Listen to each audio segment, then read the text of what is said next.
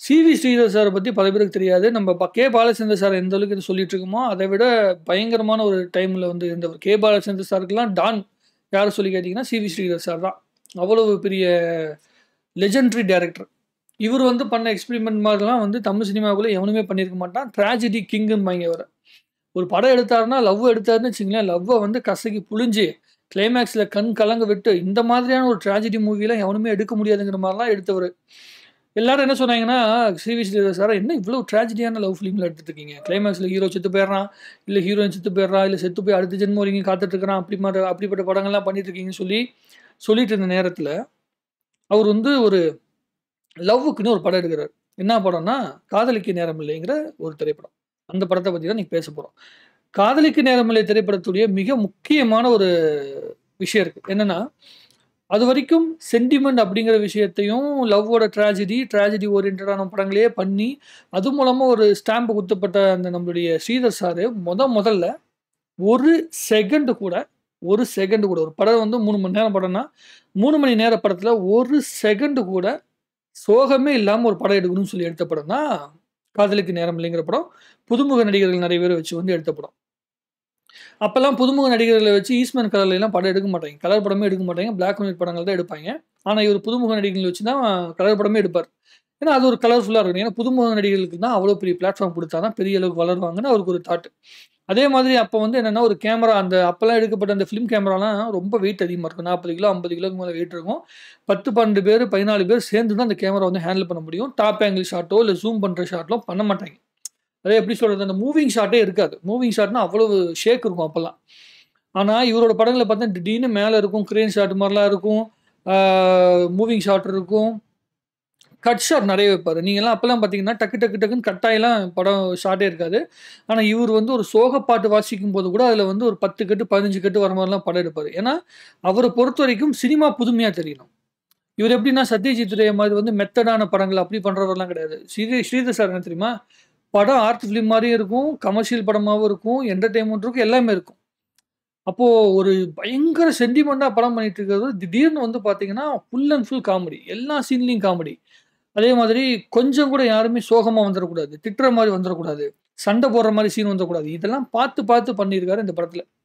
ரவிச்சந்திரனா இருக்கட்டும், நம்முடைய நாகேஷ் அவர்கள் தான் படத்துடைய மிக முக்கியமான இடம்.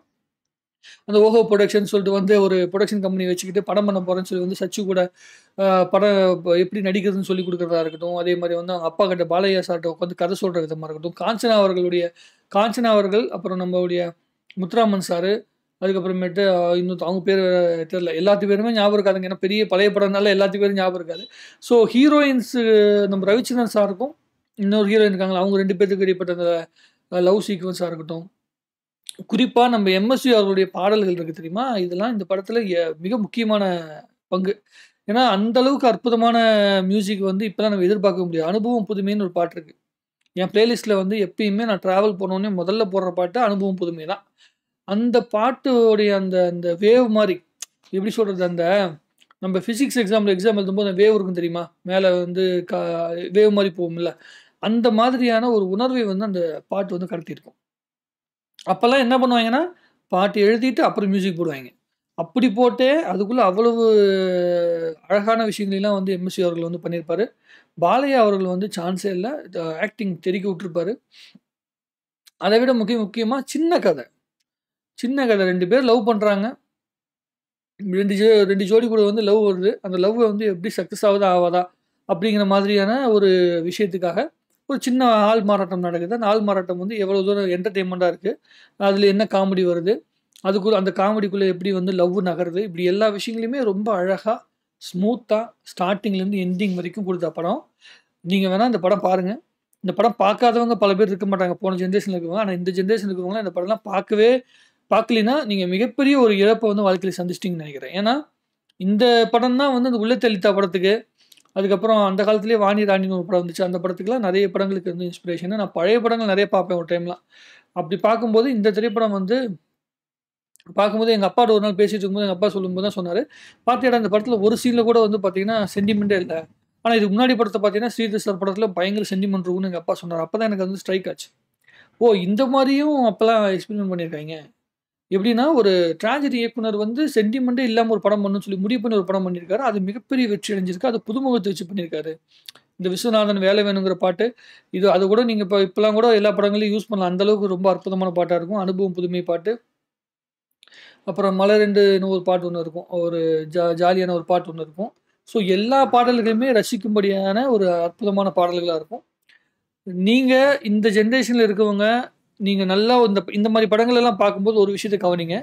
ஒவ்வொரு இடத்துலயுமே கேமரா ஆங்கிள் தூக்கும்போது, அந்த கேமரா ஆங்கிள்ல ஒரு ஷேக் இருக்கும். அப்ப எவ்வளவு அது ஷேக் இருக்குன்னா, அத்தன பேரு கஷ்டப்பட்டு அந்த கேமரா ஹேண்டில் பண்ணியிருக்காங்க அப்படிங்கிறத உணரணும். பழைய படங்கள்லாம் பார்க்கும்போது. என்னடா நம்ம பார்த்துட்டு இருக்கோம், கேமரா இப்படி ஆடுது, அப்படி ஆடுதுன்னு நீங்க நெனைக்கிறீங்க. அத்தன பேரும் சேர்ந்து தூக்கி அந்த கேமராவ ஹேண்டில் பண்ணியிருப்பாங்க. இதுக்கு முன்னாடி சந்திரலேகா படத்துல வந்து ஒரு ஜூம் ஷாட் எடுக்கிறதுக்காக ஒரு கஷ்டப்பட்டாங்க. சந்திரலேகான்னு ஒரு படம் இருக்கு அந்த காலத்துல. அந்த காலத்துல அதான் இருக்கறதுலயே ஹையஸ்ட் பட்ஜெட் படம். அதுல வந்து என்ன பண்ணா, பி.எஸ். வீரப்ப வந்து ஒரு லாங்ல இருப்பாரு. அது வில்லன் கேரக்டர்ன்னு நெனைக்கிறேன். லாங்ல இருப்பாங்க. லாங்ல இருக்கிறப்போ ஜூம் பண்ணணுமா. அப்ப கேமரால வந்து ஜூம் லென்ஸ்லாம் கிடையாது. ரொம்ப தூரம் ஜூம் பண்ணிலாம் எடுக்க முடியாது. அப்ப என்ன பண்ணாங்கன்னா, மேல இருந்து டாப்ல இருந்து இந்த ஹீரோ அந்த வில்லன் பக்கத்துல வரைக்கும் கயிறு கட்டிட்டாங்க. கயிறு கட்டிக்கிட்டு அந்த கேமரா வந்து ரொம்ப டைட்டான கயிறு கட்டிட்டு, அந்த கேமரா வந்து அந்த நம்ப கிணத்துல சேர்ந்துவோம்ல, அந்த மாரி இடத்துல அதுல போய் ஃபிக்ஸ் பண்ணிட்டு, அங்க கேமராவ புடிச்சுட்டு கேமராவோடயே போயிருக்காய்ங்க. கயிறுல. இந்த பார் விளையாடும்போது கையில புடிச்சு போவாய்ங்கல்ல, அந்த மாரி கேமராவோடயே பறந்துட்டு போய் ஜூம் ஷாட் எடுத்திருக்காய்ங்க. சாதாரண ஜூம் ஷாட்டுக்கு. இப்ப நம்ம ஒரு திருப்புனோம்னா ஜூம் ஆயிருது. ஸோ அவ்வளவு மெனக்கெடல்கள் இருந்த நேரத்திலேயே, ஒவ்வொரு இப்ப இந்த படம்லாம் எடுக்கும்போது பார்த்தீங்கன்னா, ஃபிலிம்ல தான் எடுத்திருப்பாங்க. அப்ப ஃபிலிம்மோட ரேட் ரொம்ப காஸ்ட்லி. ஃபிலிமுக்கு எல்லாருமே வந்து சிங்கிள் டேக்ல முடிக்கணும். நெறைய டேக் போ முடியாது.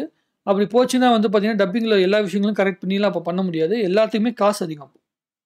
அவ்வளவு ரெஸ்ட்ரிக்ட் பண்ண ஒரு சிச்சுவேஷன்ல இருந்துட்டே, அவங்க எவ்வளோ அற்புதமான படங்கள, காலத்தால் அழியாத திரைப்படங்கள குடுத்துருக்காங்க அப்படிங்கிற விஷயத்த நம்ம யோசிச்சு பார்க்கணும். நம்ம பழச யோசிக்கிறதே கிடையாது. பழசுல தான் நெறைய அழகான விஷயங்கள், ஒரிஜினலான விஷயங்கள் இருக்கு. இந்த ஒரிஜினலான திரைப்படத்த பார்ப்பீங்கன்னு நானும் நம்புறேன். பார்த்துட்டு இந்த படத்துடைய உணர்வுகள் என்னங்கிறத வந்து நீங்க கமெண்ட் எழுதுங்க. நம்ம இன்னும் பேசுவோம். அற்புதமான தமிழ் சினிமா, காதலிக்க நேரமில்லை 1964ல வந்த படம்னு நெனைக்கிறேன். பாருங்க. பார்த்துட்டு உங்களுடைய கருத்துக்கள எழுதுங்க. வாழ்க தமிழ் சினிமா! வளர்க தமிழ் சினிமா! நன்றி, வணக்கம்.